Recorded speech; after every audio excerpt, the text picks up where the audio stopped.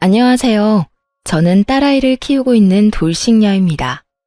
저는 약 8년의 결혼 생활을 정리하고 이혼을 하게 되었는데요. 제가 이혼을 하게 되는 그날 TV에서나 보던 천벌이 있다는 것을 깨달았네요. 모두들 제 이야기가 궁금하실 텐데 지겨운 서로는 이만하기로 하고 바로 시작해 보겠습니다. 재미나게 들어주세요. 저와 남편은 결혼 7년 차를 맞이하고 있던 부부였어요. 저희에겐 눈에도 넣어도 아프지 않은 5살 된 딸아이가 있었습니다. 이제 5살이니 싫고 좋음을 표현하고 제법 대화가 통하긴 하지만 아이는 아이인지라 육아가 고된 건 어쩔 수 없는 일이었죠. 고된 육아와 사회생활로 지친 남편과 저 사이엔 사랑보단 동료애가 가득했고 그랬기에 어느 순간부터 사랑한다는 말 대신 힘내자, 수고했다는 말이 오가고 있었어요. 그렇다고 해서 그런 관계에 불만이 있다던가 섭섭함은 없었어요. 죽고 못 살아 결혼까지 했다고 한들 언제까지나 사랑만으로 살 수도 없는 노릇이고 남편과 제 사이에 사랑이 지고 피어난 동료애는 사랑이 밑바탕 되었기에 가능한 것이라 생각했기 때문이었어요. 이렇듯 남편과 제 사이엔 동료애라도 있었는데 시댁과의 관계에선 미운정만 남은 상태였어요. 아니, 미운정도 아닌 그냥 미운 상태였어요. 그 이유는 제가 아들을 못 낳았다는 이유 때문이었는데요. 남편은 누나 3명의 아들 하나로 아들 하나를 낳기 위해 갖은 노력을 다해 겨우 낳은 아들이었죠. 그런 아들이 결혼을 해서 딸 하나만 낳고 아들 소식이 없으니 그 원망들이 만만한 저를 향해 쏟아졌어요. 간혹 시누이들이 이런 사실을 알고 제 편을 들어주며 이런 말을 해주곤 했어요. 엄마, 아들 소식 없는 걸 왜 올케한테 뭐라고 그래? 아들 낳고 싶다고 생각만 하면 낳게 되는 것도 아니란 걸 다른 사람도 아닌 엄마가 더 잘 알면서. 그러고 이세 문제는 쟤들이 알아서 할 문제지 엄마가 나서서 이래라 저래라 할 문제가 아니라고. 그러니까 제발 올케 좀 그만 괴롭혀요. 이런 말을 듣고도 시모는 무시하기 일쑤였는데 가끔 입을 연다면 이런 말을 하곤 했습니다. 줄과 외에는 조용히 해. 이건 우리 집안 문제니까 넌 네 시댁일이나 신경 쓰라고. 이렇듯 출가 외인이라 줄을 그어버리는 시모를 보며 시누이들은 혀를 내두르며 한숨을 쉬었고 저의 편을 더 들어주려고 했지만 시누이들도 시누이 가정이 있으니 단단한 방패막이 되어주기란 힘든 것이 현실이었어요. 시부는 저에게 아들 하나 못 낳은 며느리라고 제 말에는 대답도 하지 않고 무시했고 시모는 갖은 말로 저에게 상처를 주곤 했습니다. 멀리 떨어져 살았던 터라 자주 오갈 수 있는 건 아니었지만 전화로 하는 시집살이 또한 만만치 않았기에 저는 정신적으로 피폐해졌어요. 시모는 적어도 일주일에 한 번은 꼭 전화가 와 저를 닥달하곤 했는데 그때마다 주제는 손자가 주를 이루었죠. 어디니? 바쁘니? 지금 회사라서요. 무슨 일 있으세요? 예. 네가 지금 회사 다닐 때니? 회사 다닐 시간에 병원이나 다녀보란 말이야. 아니면 점집이라도 가보던가. 이대로 우리 집 대 끊어놓을 생각 아니면 뭐라도 노력이라도 좀 해보란 말이다. 어머님, 제가 병원에 가고 싶다고 한들 아무 소용없는 거 아시잖아요. 그이가 하윤이 하나면 만족한다고 하는데 제가 뭘 더 어쩌겠어요. 저 혼자 병원 가서 되는 것도 아니고. 저한테 계속 이러지 말고 하윤이 아빠를 먼저 설득해 보세요. 너도 설득 못하는 걸 내가 어떻게 설득하니? 넌 네 남편 하나 못 구워 삼고 뭐하니? 내가 정말 너만 보면 답답해 죽겠다. 뭐 하나 제대로 하는 게 없어. 어머님도 설득 못한 어머님 아들 저라고 뭐 되겠어요? 어머님 아버님 마음 모르는 건 아닌데 사실 저희는 하윤이 하나로 만족해요. 요즘 같은 세상에 아들, 딸이 뭐가 중요하다고 매번 이러세요. 그러지 말고 이제 포기해 주세요. 정 포기가 안 되면 어머님 아들 먼저 설득하시던가요. 이것 봐. 내가 이럴 줄 알았다니까. 네가 딸 하나 낳고 그걸로 만족한다 생각하고 있는데 아들이 생기겠어? 빌고 또 빌어도 가지기 힘든 게 아들이야.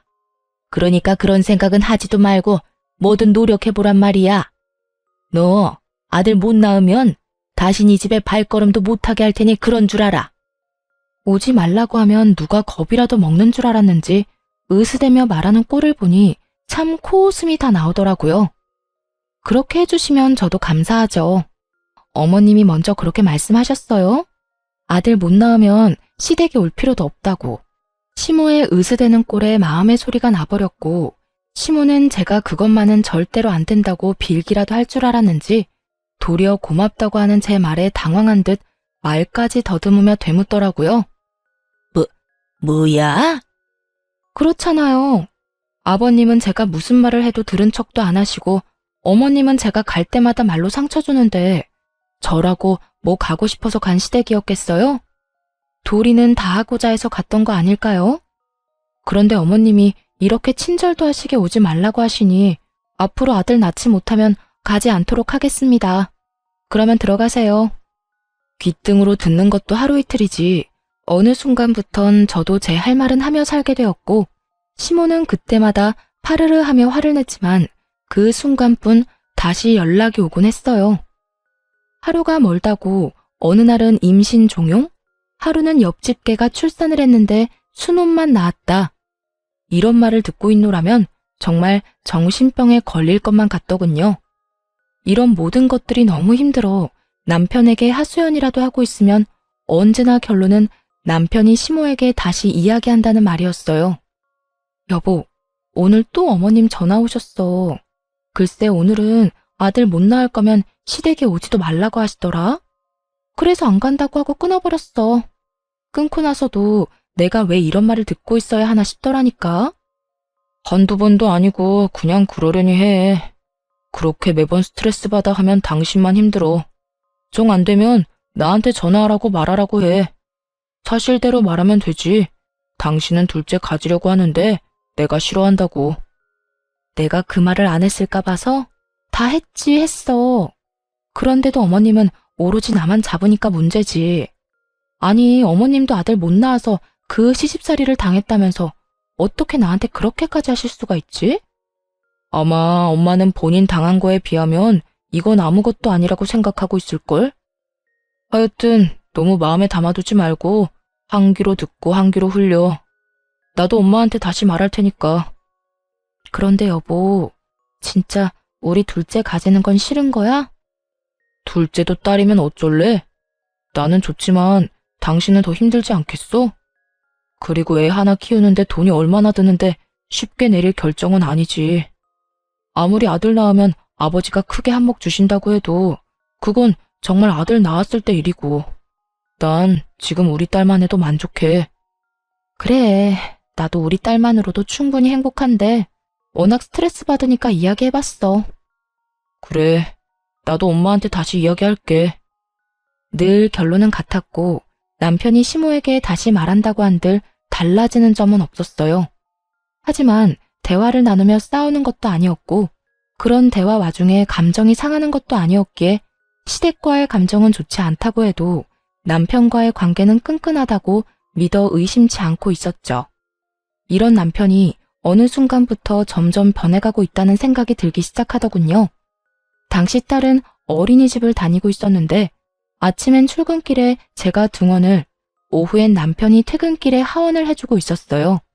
그런데 아이를 데리러 갈 시간이 지났는데 남편이 전화도 받지 않고 오지도 않는다는 연락이 심심치 않게 오더라고요. 여보, 어디야? 아직 회사야? 지금 가고 있어. 지금? 이렇게 늦을 것 같으면 선생님한테 연락을 해줘야지. 정 안 되면 나한테라도 연락했으면 내가 일찍 마치고 갔을 거 아냐. 요즘 따라 왜 이래? 혹시 회사에 일찍 나온다고 말하기 곤란한 상황인 거야? 일 처리하다 보면 이런 일 저런 일 다 생기는 거 당신도 알잖아. 나도 시간 내에 어떻게 해서 끝내보려고 정신없이 일하다가 연락 못한 거라고. 나라고 안 하고 싶어서 안 한 게 아니란 말이야. 하여튼 앞으로는 안 될 것 같으면 미리 연락할 테니까 잔소리 좀 그만해. 잔소리하는 게 아니라 그런 상황이면 내가 하윤이 데리러 가면 되니까 미리 말해달라고 하는 거야. 사람 말을 왜 그런 식으로 예민하게 받아들이는 거야? 그렇지 않아도 정신없는데 당신까지 전화로 이러니까 그렇지. 지금 어린이집 앞이니까 끊어. 집에서 이야기하자고. 날이 선 목소리에 짜증 가득한 말투. 남편이 예민한 상태라고 생각하긴 했지만 바쁜 시즌이기도 했고 아이 때문에 다른 사람보다 일찍 퇴근해야 하니 나름대로 예민해질 수밖에 없는 사정이 있겠거니 했어요. 거기에다 저 역시 회사 일로 정신이 없어 그냥 그러려니 하고 남편의 말을 믿고 넘긴 것이었죠. 그렇게 예민해진 남편의 눈치를 살피던 어느 날이었어요. 시모가 아무런 말도 없이 집으로 찾아왔더라고요. 때마침 주말이었던 터라 집에 있을 거라 확신하고 아침 7시부터 불시에 들이닥친 것이었어요. 어머님, 이 시간에 연락도 없이 무슨 일이세요? 아침부터 어디 갈 일은 없을 테니 연락도 없이 왔지. 하윤이는 일어나 있을 테고 우리 아들은 자니? 아, 네. 하윤이 아빠는 어제 늦게 들어와서 아직 자고 있고 하윤이는 아까 일어나서 놀고 있어요. 하윤이 아빠 깨울까요? 됐다, 둬라. 피곤한 사람 깨우긴 왜 깨워? 아이고, 일단 이거부터 받아봐라. 무거워서 팔 떨어지겠어. 시모는 끙끙거리며 저에게 박스를 건넸고 받아서 들었더니 한약이더라고요. 어머님, 이게 무슨 약이에요? 무슨 약이긴 네 약이지. 임신 잘 되는 약이야. 용하다는 데서 지어왔는데 그 약 먹고 아들 낳은 사람이 한두 사람이 아니다더라. 이거 먹기만 하면 아들은 무조건 낳는다고 하니 빼놓지 말고 먹기나 해. 내가 큰맘 먹고 큰돈 주고 사온 거니까. 세상에 그런 약이 도대체 어디 있냐고 말하고 싶은 걸 얼마나 참았나 모릅니다. 하고 싶은 말을 곧이곧대로 다 했다간 괜한 말만 길어질 것이 뻔했기에 그냥 참기로 한 것이었죠. 시모는 한약을 제게 건네고 딸이 있는 거실로 가며 아침을 차리라고 했고 전 일단 밥부터 먹이고 보내자 싶었어요. 그렇게 주방에서 상을 차리는데 거실에서 시모의 말소리가 들린다 싶더니 딸의 우는 소리가 들려오더라고요. 네가 그냥 나올 게 아니라 뭐라도 하나 달고 나왔으면 내가 이 고생은 안 해도 될 텐데. 넌 도대체 엄마 뱃속에서 뭐 했니? 남들 다 달고 나오는 거 하나 안 달고 나오고. 어휴, 꼴 보기 싫으니까 방에 가서 놀아. 시모가 딸을 마땅치 않아 한다는 건 익히 알고 있긴 했지만 직접적으로 딸에게 저딴 말이나 한다거나 저런 행동을 한 적이 없었기에 딸만큼 저 역시 놀랐어요. 이럴 줄 알았다면 한 공간에 두 사람을 두는 일도 없었을 텐데 설마 저딴 말을 아이에게 할 거란 생각도 못했던 것이었죠. 시모는 딸에게 삿대질하며 방으로 들어가라고 고함을 지르고 있었고 딸은 시모의 모습에 놀라 울고 있더군요. 그 순간 정말 피가 거꾸로 솟는 느낌이 들어 딸아이를 안방 남편의 품에 안겨주고 거실에 나와 시모에게 소리를 질러버렸어요. 지금 뭐 하는 짓이세요? 왜 애꿎은 하윤이한테 이러세요? 내가 뭘 어떻게 했다고 그러니? 못할 말한 것도 아니고 없는 말한 것도 아닌데. 그런 말은 애한테 할 말도 아닐 뿐더러 그런 행동은 절대로 하면 안 되는 행동인 거 모르세요? 애가 얼마나 놀라고 상처받을지 그런 생각은 전혀 안 하시냐고요. 어머님한테 하윤이는 손주도 아니에요? 어쩌면 손주한테 그런 식으로 행동할 수 있냐고요. 내 아들, 딸이니 손주가 맞긴 하다만 달가운 손주가 아니란 건 너도 잘 알지 않니? 내 입장에서 머리라도 한 대 콱 쥐어받고 싶은 걸 그냥 눈앞에서 사라지라고 해준 거다. 그러니까 네가 지금 나한테 화낼 게 아니라 고맙다고 해야 할 상황이다 이 말이야. 그런 말이나 하실 거면 그냥 돌아가 주세요. 뭐야? 그런 말 같지도 않은 말씀 하실 거면 그냥 돌아가시라고요. 여긴 엄연히 저희 집이고 저희 딸 공간이에요. 저희 공간에서 그런 말 하는 거 저 굉장히 불쾌하고 싫습니다. 그러니 돌아가 주세요. 이미 전 시모와 마주하기도 싫은 상태였고 그랬기에 당장 나가라는 제 말은 꽤 단호했어요. 시모도 그걸 느낀 것인지 하나마나한 아들 집 유세를 펼치며 저의 길을 누르려고 애쓰더군요. 이게 어디 시어미한테 가라 마라 명령질이야? 너희 공간? 웃기고 있네. 여긴 엄연히 내 아들 집, 내 아들이 사는 공간인데 왜 내가 나가야 해? 난 못 나간다. 절대 못 나가. 시모는 어깃장을 놓으며 고함을 지르고 있었고 그런 시모의 고함에 남편이 방에서 나오더라고요. 이미 잠에서 깨 울던 딸을 달래주느라 한껏 지친 모습으로 말이죠. 도대체 이 아침부터 이게 무슨 일이야? 엄마는 이 아침에 여긴 왜 왔어? 당신은 왜 아침부터 그렇게 화를 내는 거고? 당신, 엄마가 우리 딸한테 뱃속에서 남들 다 달고 나오는 거 하나 못 달고 나왔다고 구박하는 것도 모자라 애한테 꼴 보기 싫다고 방에 들어가라고 화까지 내셨어. 그 덕에 우리 하윤이는 지은 죄도 없이 혼나서 울고 난 다른 건 다 참아도 우리 하윤이한테까지 이러는 건 못 참아. 그러니까 당신이 지금 빨리 어머님 모시고 나가. 당장. 너 지금 이 시어미를 내쫓기라도 하겠다는 게야? 네. 저는 제 자식한테 함부로 대하는 사람을 저희 집에 두고 볼 수만은 없네요. 그게 어머님이라 할지라도 말이에요. 저의 흥분은 결혼 생활 이래 최고조에 달해 있었고 남편은 그런 제 모습에 한숨을 내쉬더니 노발대발 중인 시모를 잡아 끌고 집을 나가버리더라고요. 남편이 시모를 데리고 나가버린 후 아무래도 남편이 돌아오면 말싸움을 할 것만 같았어요. 그렇지 않아도 많이 놀랐을 딸아이에게 그런 모습까지 보여주고 싶지 않았어요.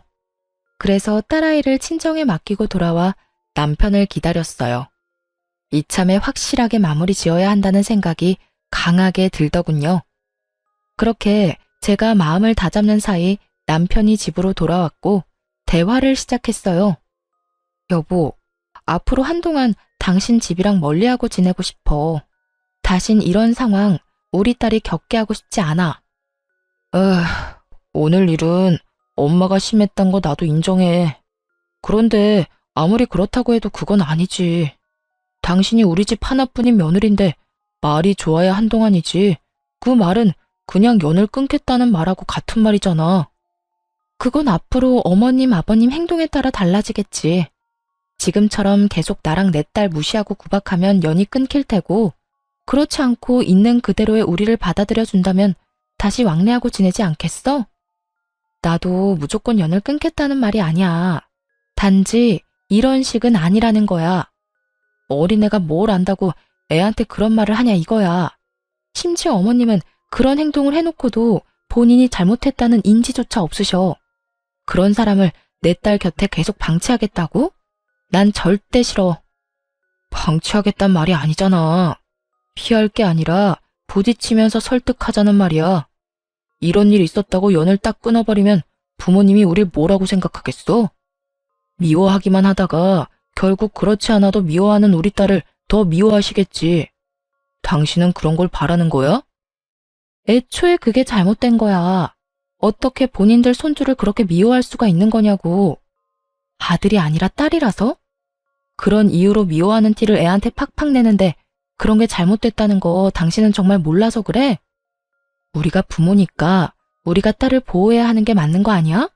하여튼 나하고 하윤이는 한동안 시댁엔 안 갈 거니까 그런 줄 알고 어머님께도 우리 집에 오지 말라고 해줘.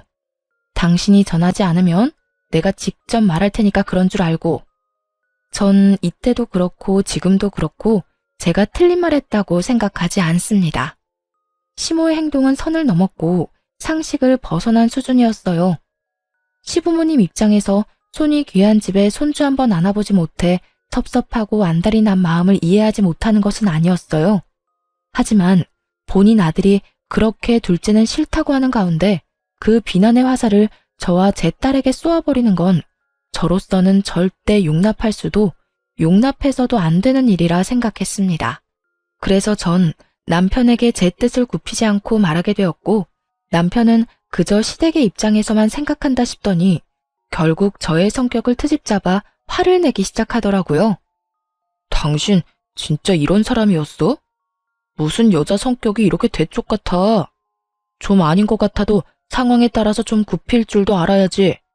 하나부터 열까지 무조건 당신 말대로 당신 뜻대로 다 해야 그 직성이 풀리는 거야? 이런 상황이니까 굽히지 않는 거야. 내가 지난 결혼 생활 동안 이렇게까지 싫다고 한 적이 있었어? 누구보다 잘 아는 사람이 왜 그런 식으로 말해? 아, 됐어. 당신한테 진짜 실망이 크다. 난 당신이 이런 여자인 줄 꿈에도 몰랐다. 당신이 뭐라고 하든 난 우리 집에 갈 거니까 당신은 당신이 하고 싶은 대로 해. 더는 이 이야기 하지도 말자. 진짜 질리니까. 치열한 말다툼 끝에 남편은 마음대로 하라고 아주 큰 소리를 지르며 방으로 들어가 버렸고, 그렇게 저희의 각방살이가 시작되었어요. 다음날 딸을 데리러 친정에 갔더니 엄마가 굳은 표정으로 절 조용히 부르더라고요. 딸, 너 이것 좀 봐라. 굳은 표정으로 엄마가 저에게 건네준 것은 다름 아닌 딸이 그린 그림이었어요.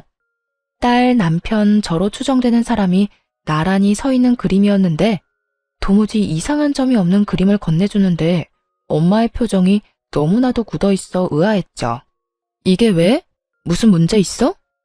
나도 아무 문제가 없는 줄 알았는데 하윤이가 이 그림을 그렸길래 내가 누구냐고 물어봤는데 글쎄 이 여자가 네가 아니라 언니라고 하더라.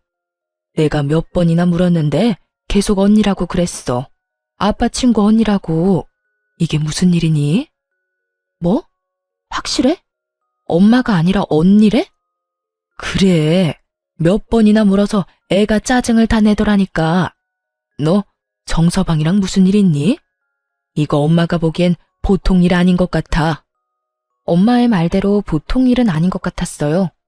물론 아이의 말을 100% 신뢰할 수 있는 건 아니었지만 같은 말을 반복해서 한다는 건 그만한 이유가 있기 때문이었죠. 결국 전 남편을 믿기 위해 남편에게 사람을 붙이게 되었습니다. 이렇게 오해만 쌓여나가다간 우리 부부 사이에 모르긴 몰라도 큰일이 벌어질 것이 뻔했기 때문이었죠. 흥신소의 연락을 기다리면서도 얼마나 바라고 또 바랐는지 모릅니다. 제발 딸의 착각이기를, 제발 제 결혼 생활의 종지부를 이런 식으로 찍게 하지 말아달라고 말이죠.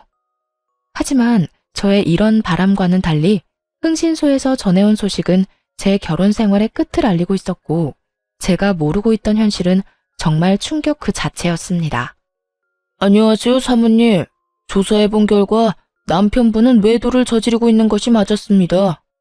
상대는 남편분이 다니고 있는 회사 근처 카페에서 일하는 알바생으로 나이는 25살이더라고요. 접근은 먼저 남편분이 했고요. 상간녀 역시 남편분이 유부남인 거 다 알고 있더라고요. 25살 어린 나이에 남편분을 정말 사랑해서 만나는 것 같지는 않고 아마 남편분이 어느 정도 가진 것이 있다는 사실을 알고 관계를 유지하고 있는 듯 했어요.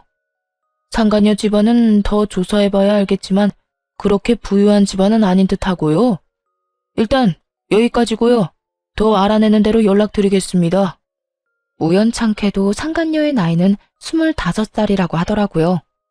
남편을 처음 만났을 때 제 나이가 25살이었는데 참 많은 생각이 오가더군요. 들어보니 남편이 이때껏 딸 어린이집에 갑자기 늦기 시작한 건 전부 상간녀 때문이었는데 상간녀의 아르바이트가 끝나고 상간녀와 함께 딸을 데리고 간 것이었어요. 상간녀의 아르바이트 시간을 비교해보니 계산이 되더군요. 딸과 함께 남편과 상간녀가 찍힌 사진을 보는데 정말 치가 떨렸어요.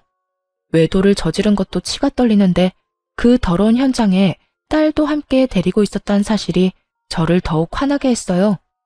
그 모진 순간들에도 저는 남편을 정말 믿었는데 그랬기에 지금까지 버틸 수 있었던 것이었는데 처음 안 순간부터 해서 지금까지 함께한 세월이 얼만데 어떻게 그런 우리의 시간을 이런 식으로 마무리하게 만드나 싶더군요.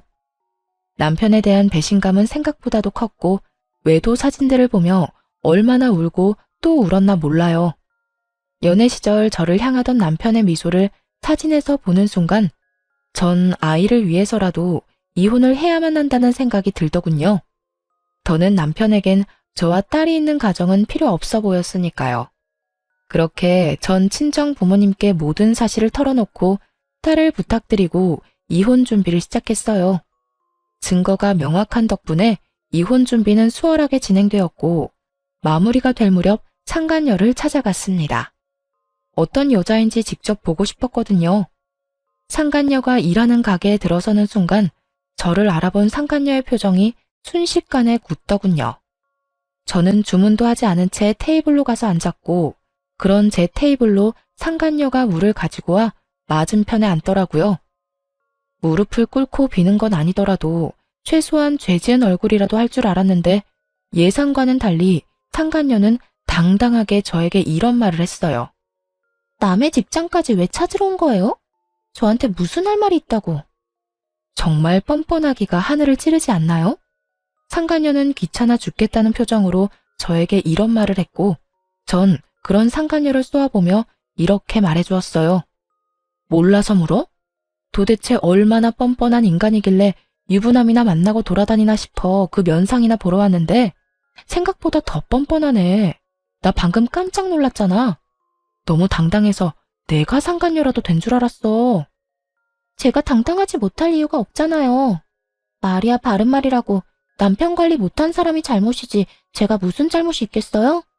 전 그저 제가 좋아 죽겠다는 오빠 마음 받아준 것밖에 없다고요. 아, 그러니까 넌 유부남이든 말든 널 좋아 죽겠다고 하니 불륜을 저지른 것뿐이라는 거네? 사랑은 죄가 아니다. 이런 말을 하고 싶은 거네? 그렇죠. 오빠가 그러는데 어머님이랑 아버님이 손주 기다린다고 하더라고요. 만약 제가 아들 하나 낳아주기만 하면 그쪽 같은 여자랑은 당장 이혼한다고 하기도 했고요. 나이도 어리겠다, 자궁도 건강하겠다. 낳다 보면 그깟 아들 하나쯤은 시간 문제 아니겠어요? 그러니까 험한 꼴 당하기 전에 스스로 물러나요. 같은 여자로서 걱정되어서 하는 말이에요. 걱정? 참 감동적이네. 가정 있는 남자 만나느라 그렇지 않아도 바쁠 텐데 내 걱정까지 해주고 말이야. 그런데 어떡하지? 난 네 걱정 따위는 필요 없는데. 내 앞에서 자존심 세워봤자 소용없어요. 그렇게 아득바득 노력해봤자 어차피 그쪽은 나한테 남편 뺏긴 불쌍한 여자일 뿐이니까요. 그러니 내가 한 말 너무 고깝게 듣지 말고 새겨들어요. 아, 그리고 내가 그쪽한테 위자료 많이 챙겨주라고 우리 오빠한테 잘 말해둘 테니 애 키울 돈 걱정은 하지 말아요. 나 그렇게까지 못된 사람은 아니거든요. 찾아올 때만 해도 조용히 있다가 가려고 했는데 상간녀 하는 꼴을 보니 그냥 가선 안 될 일이더군요. 남의 가정을 파탄으로 몰고 간 주제에 당당해도 너무 당당한 꼴을 짓밟아줄 필요가 있다고 생각했어요. 그래서 전 그대로 자리에서 일어서 상간녀의 뺨을 내리쳐버렸어요. 양쪽 뺨 다 말이죠. 갑자기 일어난 상황에 가게한 모든 시선은 저희에게로 향했고 전 상간녀를 향해 이렇게 말해주었어요. 뭘 그렇게 봐. 네가 내 남편을 빼앗아 갔는데 이 정도는 해야 내 속이 풀리지 않겠니? 위자료? 잘 말해주면 좋지 나도. 그런데 내 위자료는 내가 알아서 잘 받아낼 수 있으니까 걱정하지 마. 참고로 너한테도 받아낼 생각이니까. 너도 돈 준비하는 게 좋을 거야. 금액이 네 생각보단 꽤 클 거야. 그러니까 넌 돈 준비나 똑바로 하고 아들 낳을 준비나 해. 너도 나처럼 아들 못 낳으면 네 오빠가 또 바람 피울지 누가 알겠니? 그럼 나는 이만 가볼 테니까 그딴 쓰레기 같은 집안에서 다 같이 한번 잘 썩어봐. 상간녀는 저를 노려보며 부들부들 떨고 있었고 전 그런 상간녀를 뒤로 한 채 집으로 돌아왔습니다. 소파에 앉아 얼얼한 손을 식히고 있는데 화가 난 남편이 집으로 들어와 저에게 따져묻기 시작하더군요. 야, 너 꼭 거기까지 찾아갔어야 했어? 너랑 내 문제인데 왜 M&A를 찾아가서 그 곤욕을 겪게 만들어? 그 순간에도 남편은 제가 외도 사실을 안 것 자체에는 관심조차 없었고 그저 상간녀가 겪게 된 상황만 불만이 가득해 보이더라고요. 정말 오만정이 다 떨어진다고 그러죠? 저는 남은 정이 없다고 생각했는데 그렇지 않았는지 노발대발 남편을 보고 있는데 정이 뚝뚝 떨어지는 느낌이 들었어요. 이게 어떻게 너랑 내 문제만 돼? 그리고 곤욕? 나는 내 남편과 내 딸의 아빠를 잃게 생겼어. 그런데 그까짓 일이 곤욕이래? 그래, 네가 오늘 찾아가서 그 난리를 피워준 덕분에 유진이 일자리도 잘리고 얼굴까지 못 쓰게 됐더라. 네가 때렸다며? 그러면 내가 거기까지 그냥 인사만 하려고 간 줄 알아?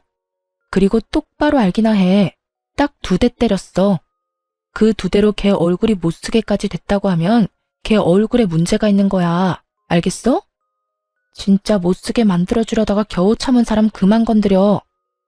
진짜 이해가 안 돼서 하는 말인데 지금 당신이 뭘 잘했다고 나한테 큰 소리야? 지금 무릎 꿇고 제발 이혼해달라고 빌어야 하는 상황인 거 몰라? 너 지금 내가 이혼 안 해주면 이혼도 못해. 배운 만큼 배웠다는 사람이 몰라서 이렇게 내 앞에서 당당한 거야? 내가 바람 피운 것까지 다 알게 됐는데 당신이 나랑 계속 살겠어? 그럴 리가 없잖아. 그동안 허투루 산 건 아니었나 보네. 그건 아는 걸 보니 말이야. 그래, 나 이혼할 거야. 그런데 그냥 편하게는 이혼 못 해주지. 원하는 게 뭐야? 양육비 다 필요 없으니까 이 집 나한테 넘겨. 위자료도 물론 줘야 할 거고 나 상간녀 소송도 할 거니까 그런 줄 알아. 뭐? 이 집을 넘기라고? 그게 말이나 돼? 이 집 살 때 내 돈도 절반 들어갔고 그 절반만 넘기는 건데 뭐 그렇게 쪼잔하게 굴어. 이 이혼 하루라도 급한 사람은 내가 아니라 너 아니니?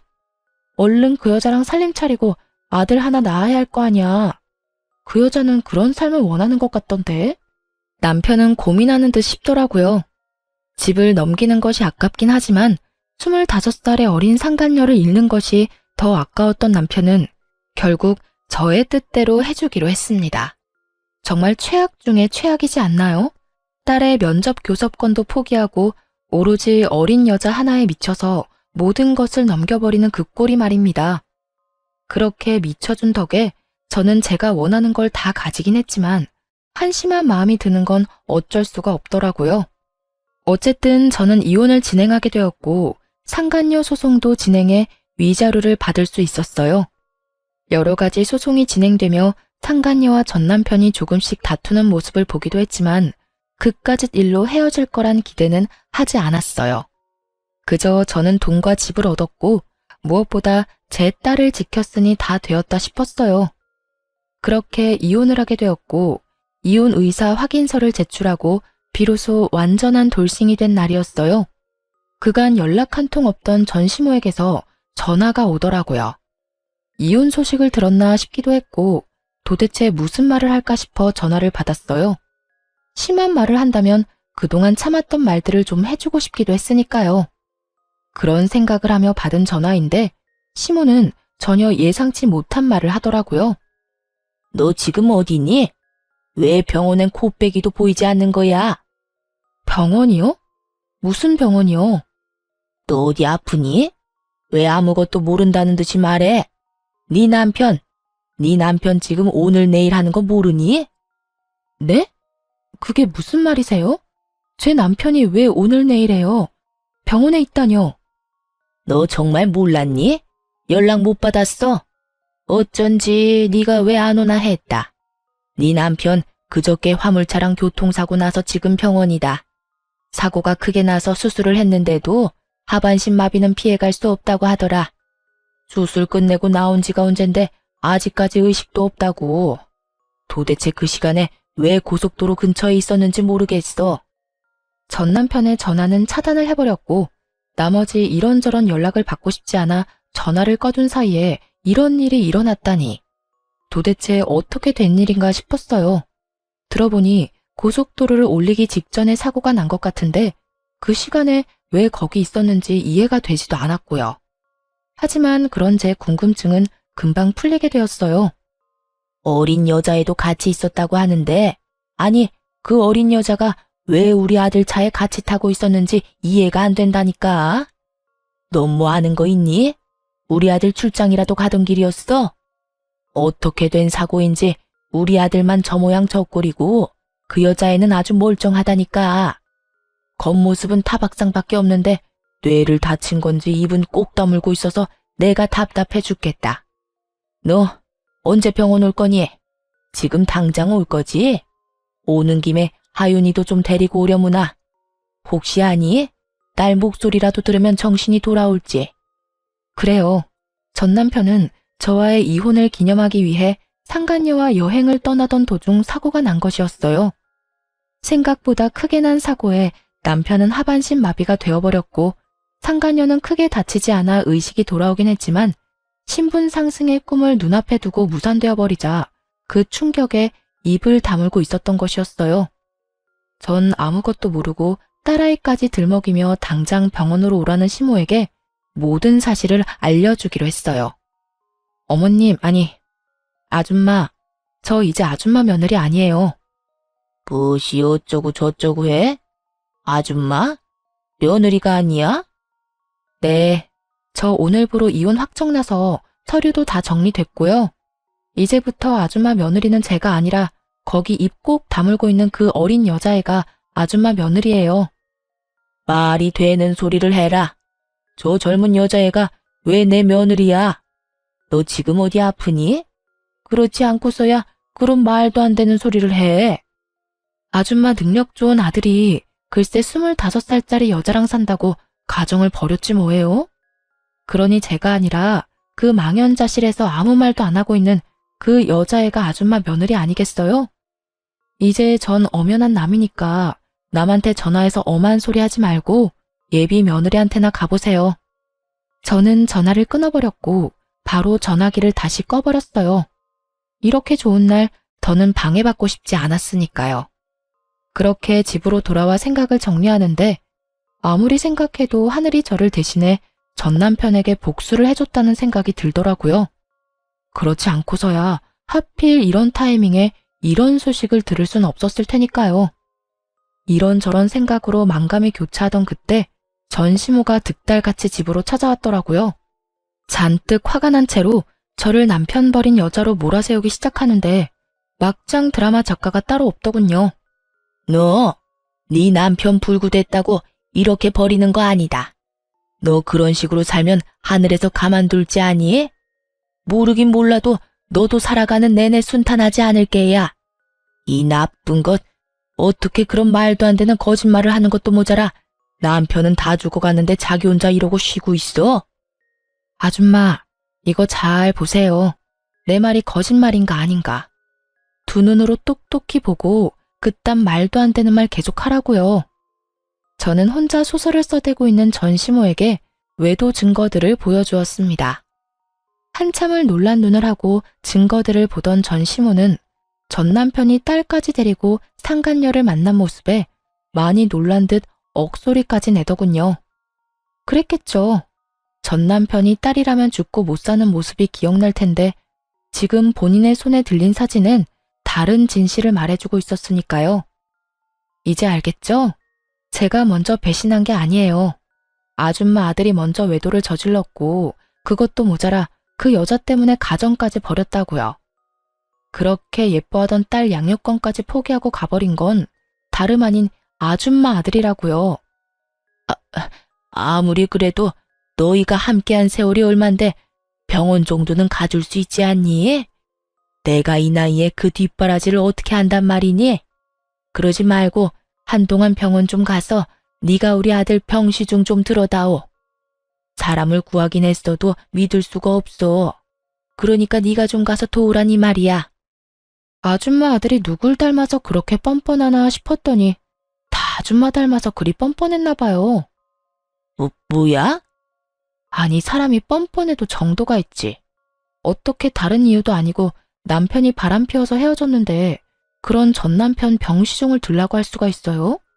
진짜 궁금해서 묻는 말인데 아줌마 얼굴은 철판이라도 까셨어요? 그렇지 않고서야 이렇게까지 뻔뻔할 수는 없을 것 같아서요. 저는 제가 느끼는 감정과 더불어 머릿속에 있는 말들을 그대로 전시모에게 전해주었고 그런 제 말에 화가 머리끝까지 난 전시모는 제 머리채라도 잡을 요량으로 저에게 달려들더군요. 전 그대로 전시모의 손과 몸을 제압해버렸고 그대로 문 밖으로 던져버렸어요. 그리곤 예전 전시모가 사주었던 한약을 바닥에 고꾸라진 전시모에게 다 던져버리곤 이렇게 말했습니다. 워낙 귀한 거라고 하니 한 첩도 안 먹었어요. 이 귀한 거 버리기엔 아깝고 저는 이제 필요도 없으니 젊은 예비 며느리 가져다 주세요. 평생의 소원이었던 손자는 품에 안아봐야 하지 않겠어요? 아들 몸이 그 모양 그 꼴이라 가능할지는 몰라도 그 여자가 아들 하나는 무조건 낳아준다고 했으니 얼른 가서 잘 구슬려 보세요. 네가 감히 나를 이딴 식으로 대해? 이딴 식으로 대해준 것만 해도 고맙다고 생각하세요. 생각 같아선 없던 죄도 만들어서 경찰에 신고하고 싶은 심정이니까. 감히 여기가 어디라고 찾아와서 이 난리예요? 여기가 어디긴? 여기 내 아들 집이지. 그래, 여기 내 아들 집인 거 잊었니? 너희가 아무리 반반 결혼했더라도 여긴 내 아들 명의로 된 내 아들 집이야. 아참, 그 말 한다는 걸 깜빡했네요. 이 집 애초에 아줌마 아들 명의였던 적 없어요. 아줌마가 하도 우겨대니까 그냥 아줌마 아들 명의로 한다고 하고 공동 명의로 해놨었어요. 그리고 이혼할 때 제 명의로 다 옮겨왔고요. 그러니까 이게 무슨 말이냐면 이 집은 아줌마 아들과는 아무 상관도 없는 제 명의, 제 집이란 뜻이에요. 그러니까 이상한 소리 하지 말고 저희 집 복도에서도 사라져 주세요. 여기에서 이러고 있는 것도 꼴 보기 싫으니까요. 저는 그대로 문을 닫아버렸고 한동안 밖은 전 시모의 난동으로 인해 시끄럽더라고요. 하지만 그것도 잠시 신고정신 투철한 주민 여러분 덕분에 전 시모는 쫓겨나듯 아파트를 떠나게 되었어요. 그 후 들려오는 소식엔 저에게 위자료를 주느라 빚을 낸 상간녀는 하는 수 없이 하반신 불구가 된 전남편과 함께 전시댁으로 들어갔다고 하더군요. 하지만 전시모와 전시부는 큰맘 먹고 들어간 상간녀를 아들 불구로 만든 재수없는 년이라고 하며 쉼없이 상간녀를 괴롭혔고 상간녀의 방패막이 되어야 할 전남편은 폐인이 되어 그 모든 것을 방치했다고 하더군요.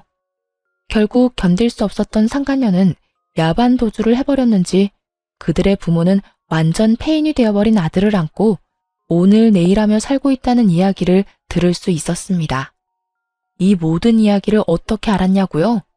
상간녀가 전시댁을 떠나던 날 밤 저에게 전화가 왔더라고요. 전 남편의 휴대전화에서 제 번호를 찾았다면서요. 번호를 알면 전화해도 되는 사이라고 생각했니? 어떻게 넌 끝까지 이렇게 뻔뻔하니? 내가 오죽했으면 이렇게 전화까지 했겠어요. 아줌마는 나한테 다 이야기해줄 수 있었잖아요. 오빠 식구들이 저런 인간 같지도 않은 인간이라는 거 말해줄 수도 있었잖아요. 그때 그 한마디만 해줬더라도 내 꼴이 이렇게까지 우스워지진 않았을 거라고요. 내가 뭘 잘못했다고 사람을 쥐잡듯이 잡아요? 내가 뭘 잘못했다고 아들 잡은 년 취급을 하냐고요. 내가 그런 말을 왜 해줘? 네 말대로 남편 관수도 못해서 딴 년한테 남편 뺏긴 여자가 너한테 그런 충고할 자격이나 있었겠어? 그리고 네 인생 네가 꼬아놓고 왜 엄한 사람 탓을 해? 정신 차려 이 한심한 거사. 어린 나이 하나 믿고 남자 홀릴 땐 언제고 이제 와서 뭐가 어쩌고 저쩌고 해? 왜 말을 안 해줬냐고? 아직 험한 꼴 덜 당했지. 인생 더 나락으로 가게 한번 만들어줘봐. 네가 어디 있는지 어디서 뭘 하는데 어떻게 해서든 알아내서 실시간으로 네 시엄마한테 다 알려줘봐. 이 여자가 진짜 미쳤나? 그러기만 해요, 어디? 내가 진짜 가만 안 있어. 그러니까 피차 귀찮은 일 만들지 말고 연락 좀 하지 마. 알겠어? 그 후론 정신 나간 상간녀에게 연락이 오는 일은 없었고 그 대신 예전 시부모가 집으로 찾아오더군요. 전 문도 열어주지 않았고 그 후 집을 이사해버렸어요. 집을 옮기는 김에 친정도 이사하게 되었고 큰 집을 사 함께 지내고 있습니다. 어느새 초등학생이 된 딸은 마음이 아프지만 다행스럽게도 아빠를 찾는 일은 거의 없어요. 크면서 아빠를 찾는 일이 생길 수도 있겠지만 제가 많은 사랑을 주며 키운다면 딸도 모든 사실을 잘 이해하고 넘길 수 있을 거라 생각하고 있어요. 처음 전 남편의 외도 사실을 알았을 때 이혼을 다짐하면서도 딸 때문에 고민하지 않았던 건 아니었어요. 이혼녀 딱지는 괜찮지만 이혼녀의 자식이라는 딱지는 딸에게 지게 하고 싶지 않았기 때문이었죠. 하지만 그런 걱정과 그런 우려가 무색하기도 딸은 밝고 건강하게 자라고 있고 이혼에 대해서도 천천히 조금씩 잘 받아들이는 것 같아 여러모로 다행스러운 요즘이네요. 앞으로도 딸에게 더 많은 사랑을 주고 더 많은 시간을 함께 보낸다면 조금이라도 아빠에 대한 부재를 메워줄 수 있지 않을까 합니다. 이로써 저의 사연도 끝이 났습니다.